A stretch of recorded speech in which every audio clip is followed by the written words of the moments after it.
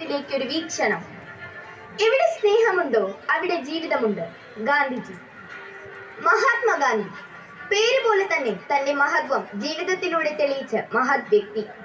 വെറും വാക്കുകൾക്കുള്ളിൽ ഒതുങ്ങാതെ എന്റെ ജീവിതമാണ് എന്റെ സന്ദേശം എന്നതിന് ഉത്തമ ഉദാഹരണം.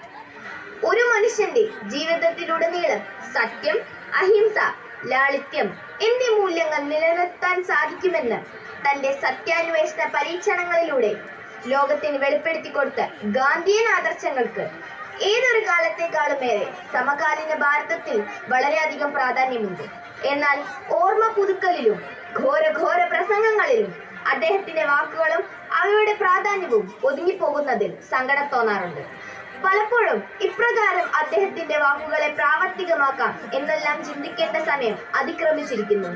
ഗാന്ധിജി മുന്നോട്ട് വെച്ചത് അഹിംസയിലൂന്നിയ തത്വമാണ്. എന്നാൽ ഭാരതത്തിന്റെ അസ്തിത്വം തന്നെ വലിയൊരു പ്രതിസന്ധി നേരിടുന്ന കാലഘട്ടമാണ് ഇന്നുള്ളത്.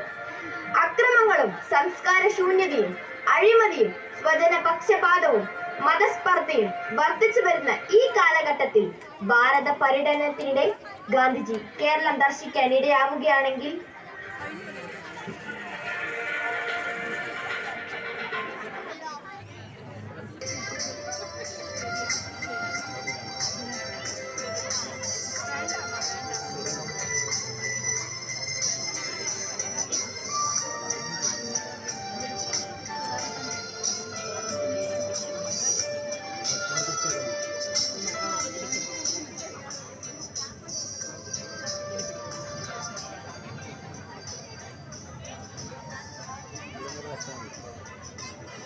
ഗുജറാത്തിൽ നിന്നും ഇങ്ങോട്ടേക്കുള്ള യാത്രയിൽ തടസ്സമൊന്നും ഉണ്ടായിരുന്നില്ലല്ലോ അല്ലേ? പണ്ട് കാലത്ത് സത്യാഗ്രഹ മുറകൾക്കായി ഭാരതം മുഴുവൻ കാൽനടയായി യാത്ര ചെയ്തിരുന്നു. ഇന്നാകട്ടെ നിഷ്പ്രയാസം എവിടെ വേണമെങ്കിലും എത്തിച്ചേരാനുള്ള സൗകര്യങ്ങളുണ്ടല്ലോ. നമുക്ക് ഈ പ്രദേശമെല്ലാം ഒന്ന് ചുറ്റിക്കണ്ടാലോ? ആവാം, വരൂ.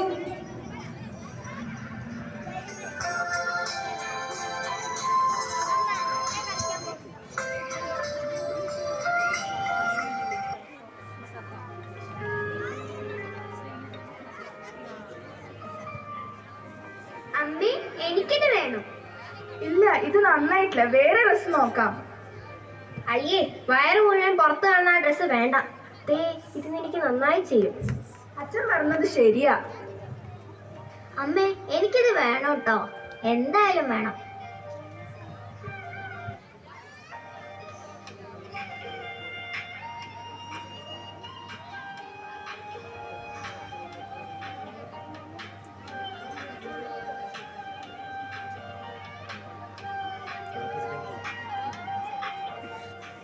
എന്തുകൊണ്ടാണ് ഈ കുട്ടികൾ ഇത്രയും ചെറുതും കീറിപ്പറഞ്ഞതുമായ വസ്ത്രങ്ങൾ ധരിക്കാൻ ആഗ്രഹിക്കുന്നത്? അല്ല മഹാത്മാവേ, ഇത് പുതിയ തലമുറയുടെ വസ്ത്രധാരണത്തിന്റെ ഒരു രീതിയാണ്. പണ്ടൊക്കെ ചർക്കയിൽ നെയ്തെടുത്ത മനോഹരമായ വസ്ത്രങ്ങളാണ് നാം ഉപയോഗിച്ചിരുന്നത്. കാലാവസ്ഥയ്ക്ക് അനുയോജ്യമായ വസ്ത്രങ്ങളായിരുന്നു അവയെല്ലാം. പണ്ട് കാലത്ത് വസ്ത്രങ്ങൾക്ക് ദാരിദ്ര്യമുണ്ടായിരുന്നു. ഇന്ന് ആവശ്യത്തിലധികം വസ്ത്രങ്ങൾ ഉണ്ടായിട്ടും അവ വേണ്ട രീതിയിൽ ഉപയോഗിക്കുന്നില്ല. കാലം പോയ പോക്കേ, അല്ലാതെന്തു പറയാൻ.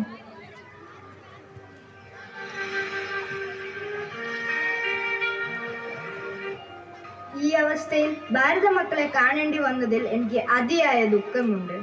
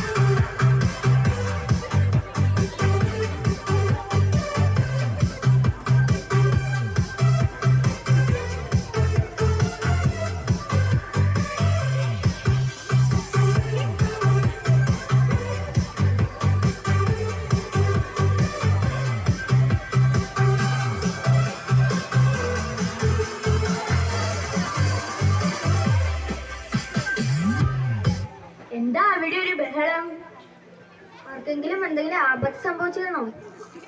അത് ആപത്തൊന്നുമല്ല, ബർത്ത്ഡേ പാർട്ടി നടക്കുന്നിടത്തെ ആഘോഷമാണ്. ഇന്നത്തെ തലമുറ ഈ രീതിയിലാണ് ബർത്ത്ഡേ ആഘോഷിക്കുന്നത്. ഇതെന്താ ഞാനോട് പോലെ ഒരു സാധനം? അത് ഞാനോടൊന്നുമല്ല, ഇന്നത്തെ തലമുറ ഏറെ ഇഷ്ടപ്പെടുന്ന ന്യൂഡിൽസ് ആണ്. ഇഷ്ടഭക്ഷണമാണെന്ന് പറയുന്നു, എന്നിട്ട് പോലും എല്ലാവരും എന്തിനാ ഇങ്ങനെ വെറുതെ കളയുന്നത്? നമ്മുടെ പച്ചക്കറികളും ചോറും ഇന്ന് ആർക്കും വേണ്ടാതായോ? ഇന്ന് വിദേശികളുടെ ഭക്ഷണത്തോടാണ് എല്ലാവർക്കും പ്രിയമെന്ന് തോന്നുന്നു.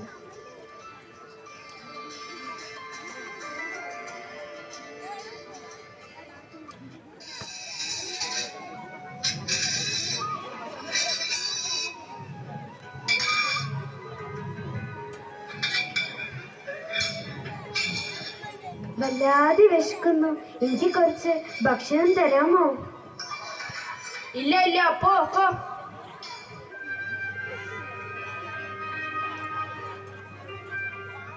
ആതിഥ്യ മര്യാദയ്ക്ക് പേരുകേട്ട ഭാരത സംസ്കാരത്തിൽ വിശന്ന് ഭക്ഷണം ആവശ്യപ്പെട്ടു വന്ന ഒരാളെ തിരിച്ചയക്കുന്നത് ശരിയാണോ? ഇന്നത്തെ തലമുറയ്ക്ക് ആരെയും സഹായിക്കാനുള്ള മനസ്സില്ല.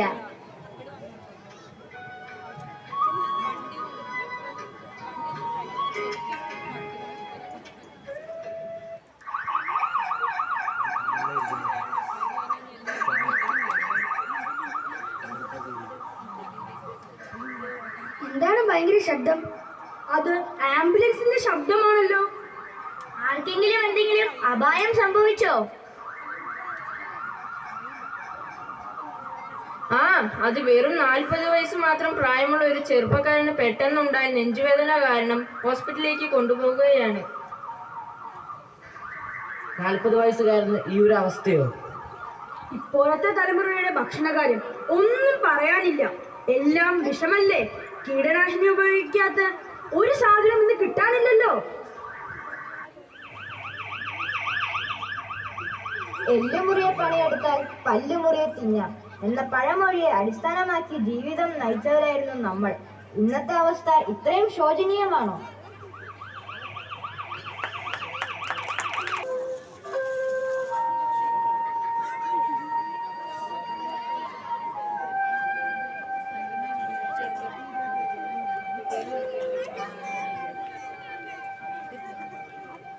കുറെ നേരമായില്ലേ നടക്കാൻ തുടങ്ങിയിട്ട്?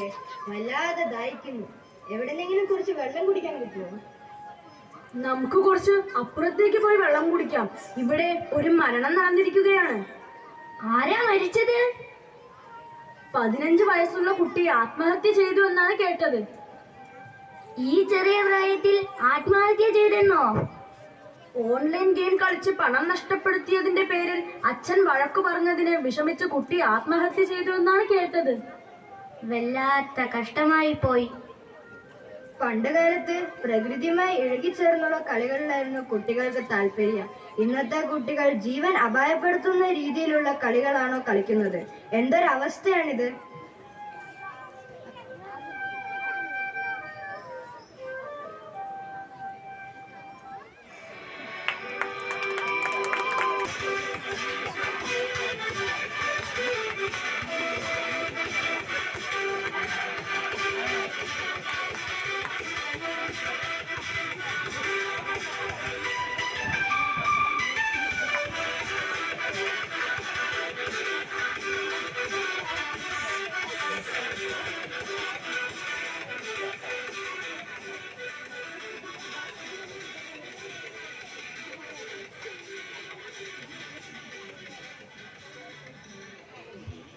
എവിടുന്നെങ്കിലും കുറച്ച് വെള്ളം കുടിക്കാൻ കിട്ടുമോ? ദാ ആ വീട്ടിൽ പോകാം, അവിടെ നിന്നും വെള്ളം കുടിച്ചാലോ? ഹലോ ചേട്ടാ, പറയൂ, എന്താ വിശേഷം? എപ്പോഴാ? എങ്ങനെയാ? ഇപ്പോൾ എവിടെയാണുള്ളത്? ഓക്കെ, ഇപ്പോൾ വരാം. എടി, അമ്മ ബാത്റൂമിൽ തെന്നി വീണ് ബോധം നഷ്ടപ്പെട്ട് ക്രിട്ടിക്കൽ സ്റ്റേജിൽ ഹോസ്പിറ്റലിൽ അഡ്മിറ്റ് ആണ്. നമുക്ക് ഉടനെ പോണം.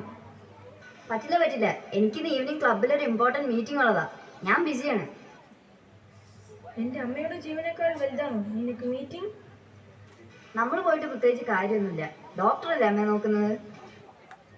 നീയും ഒരു അമ്മയല്ലേ? നാളെ എനിക്ക് പ്രായമാകുമ്പോൾ നിന്റെ മക്കൾ ഇതുപോലെ പെരുമാറിയാലോ? എന്തായാലും ഞാൻ പോവുകയാണ്. എനിക്ക് എൻ്റെ അമ്മയാണ് വലുത്. എനിക്ക് പോകാതിരിക്കാൻ പറ്റില്ല. ഞാനും വരുന്നു അച്ഛാ.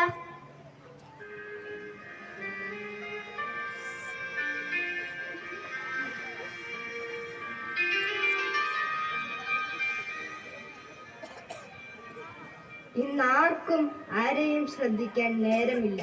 പണ്ടൊക്കെ എത്ര ഇല്ലായ്മയിലും ജീവിക്കാൻ പറ്റിയിരുന്നു, മാതാപിതാക്കളെ നോക്കുവാനും. ഇന്ന് ഭാര്യ ഭർത്തൃ ബന്ധത്തിന്റെ പവിത്രത ഇല്ലാതായിരിക്കുന്നു. ആർക്കും പരസ്പരം പൊരുത്തപ്പെട്ടു പോകാൻ കഴിയാത്ത സാഹചര്യമാണ് ഇന്നുള്ളത്. ഇതാണോ ഞാൻ സ്വപ്നം കണ്ട ഭാരതം? ഹേ റാം.